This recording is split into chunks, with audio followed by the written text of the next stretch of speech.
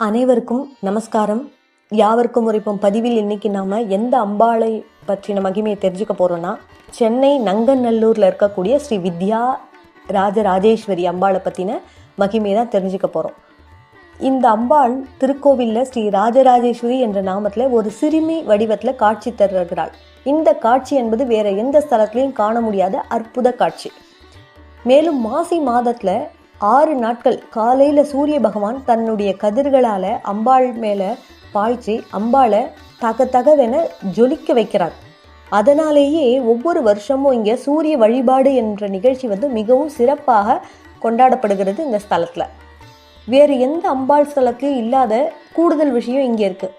என்னென்னா, சிவன் கோவிலில் சண்டிகேஸ்வரர் சன்னதி இருப்பது போல இந்த அம்பாள் கோவில்லையும் சண்டிகேஸ்வரி அப்படின்ற அம்பாள் சன்னதியும் இருக்கிறது மிகவும் அற்புதமான ஒரு விஷயம். இங்கே இருக்க இந்த ராஜராஜேஸ்வரி அம்பாளை பிரதிஷ்டை பண்ணது யாரு? காஞ்சி மகா பெரியவா. அவர்கிட்ட எப்படி அம்பாள் சொன்னா, எப்படி இந்த அம்பாளை இங்கே பெரியவா பிரதிஷ்டை பண்ணார் அப்படின்ற கதையை நாம் விரிவாக பார்க்கலாம்.